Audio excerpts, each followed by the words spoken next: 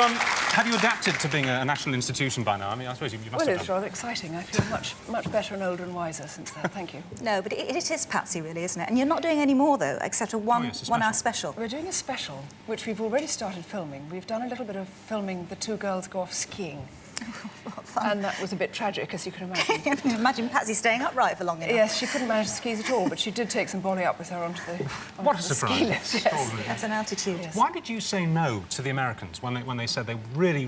I mean, Roseanne Barr said, I want you to come and be her over here in the American version. Why did you turn them down? I think it sounds a bit grand to say I turned them down. What happened was that it wasn't absolutely established that they were going to do a series. It was if they did a series, would I like to go over there? And the truth is that having done it with Jennifer and June and Julia and Jane and all the other stalwarts, I didn't think it would have been so much fun on my own. And I don't think I could play Patsy without Jennifer writing it. And also, I'm terribly lazy, that's the truth of it. And the idea of working at the American speed, which is, I mean, we've done 18 episodes over 5 years. They would do 18 episodes in 2 months. So I could see that a lot of hard work was ahead of it. Added to which, I live over here, do you know what I mean? Yeah. My husband, who could hardly remember me anyway. You know, He can't remember you. No. We show each other photographs. It's me, dear. I love you. And isn't it also the case, we read, I don't know, we've discussed this once before, but isn't it the case that the Americans won't accept so much of the in-your-face stuff? Like, they wouldn't really want you smoking too heavily, and they wouldn't want you drinking too much. I mean, how can you be Patsy if you don't Well, do I that? must say that if Roseanne had done it, I think it would have had a very sharp, cutting edge to it. Yes. But I do think that maybe once you've had a crack at doing a part and it's been successful, don't push your luck. Do you know what I mean? Yeah. How awful to go over to America and be a catastrophic failure, you know. Well, I must say that in your latest role, Joanna, you look absolutely beautiful. This is gosh, have you seen it? I have to say, I think you look just slightly worse for wear than you did in the last edition of Absolutely Fabulous when you were at the old folks. What's happened so to you, Richard? funny. Why am I doing all these old wrecks, you know? You're too good an actress, Well, considering there how you young go. and beautiful you really are in real life.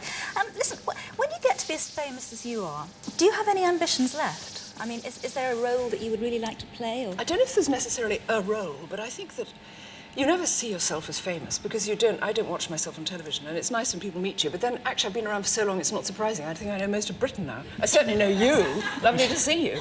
And I shop in Sainsbury's and things like that, she said advertising's like, but I didn't mean to say that. I just meant it because I just go out normally. And you don't really think of yourself as famous. Or you don't think of yourself as having really achieved anything. Because the whole point in life is to go on and on and on with things that interest you. So as soon as you finish one role, you think, what's next? What's next? How exciting. And what is next?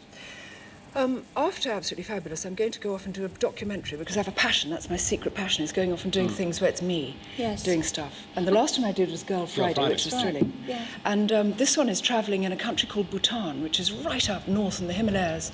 It's above Nepal and just below China.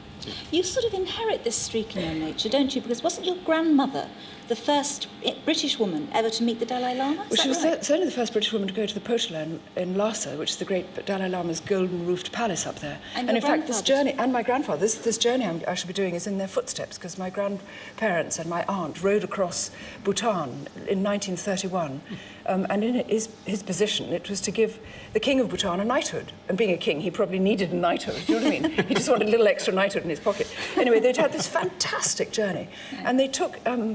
That's 66 years ago or something. They made films of it, real moving film, which we've got.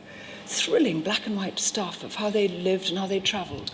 So I shall be cutting some of that in with what I shall be doing. Do you feel them in you, then, when you make these plans? Like the Girl Friday thing? I mean, do you feel, in a sense, you're inheriting if some you're sort of genetic... born on the hoof, and I was born travelling to a travelling family, and a family which has always been based in strange parts of the world, and both sides of the family based in India, I think you've always got a bit of shifting sort of suitcase material in you. But are you also more self-sufficient, do you think, than most people? I mean, I wouldn't have gone and spent a day on a desert island on my own, let alone a house. I'd have looked after you. I'd have cooked you little tiny bits of leaf on a plate. You should make the next doco together, Judy and Joanna. Yes. Yes. I don't know. I think that it might make you not so attached to one particular place, not so panic-stricken about being put somewhere different, and maybe just a certain appetite to to see what's new and what's next. Because as they say, and everybody here knows, life is not a rehearsal.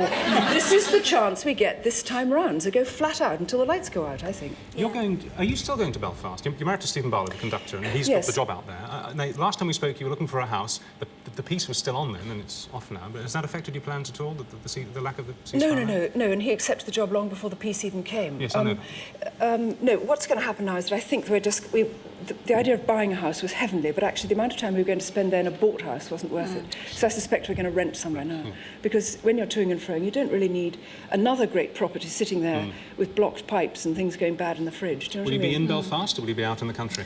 For Stephen's sake, it'll be bang in Belfast, I think, because he's got to be working, and so you don't want to spend time travelling. Well, they'll make you very But well. we've got a lot of friends around there, and it's such a marvellous country. North and south. He goes to Dublin as well. We just adore Ireland, so that's easy. Do you ever feel that sort of, you don't belong to yourself anymore in terms of the way you see yourself reflected in newspapers, magazines, and... I tell you what you begin to get a bit suspicious of is your name, which sometimes crops up as as quiz answers. Yes. And I'm just sort of half reading the newspaper with the television on in the corner. It says, and the answer is Joanna Lumley. You go, how can that be the answer? What was the question? They might have been asking me, who is that woman sitting on the sofa trying to do the crossword puzzle? I don't know what the question was. So that is, in a kind of way, a bit sort of thrilling. But you feel yourself slightly detached from the character who appears in magazines and articles and... Yes. Is slightly different from you. So it's an odd doppelganger. You feel you know this as well as I do. You're half you, but half not you. Well, except we don't play a role, more or less. I mean, we're sort of as we are, whereas you play Patsy, and God help if you were like Patsy. Yes, but that's easy. Those people are quite different. It's the Joanna Lumley who's a different one. Yes. The one who suddenly pops up and says things she hasn't really ever said. Well, if you were that quizmaster, could you please ring in, and because we are live, and tell us what the question was, and we'll tell you, and try to scratch the itch. Ladies and gentlemen, Joanna Lumley. Thank you. Thank you.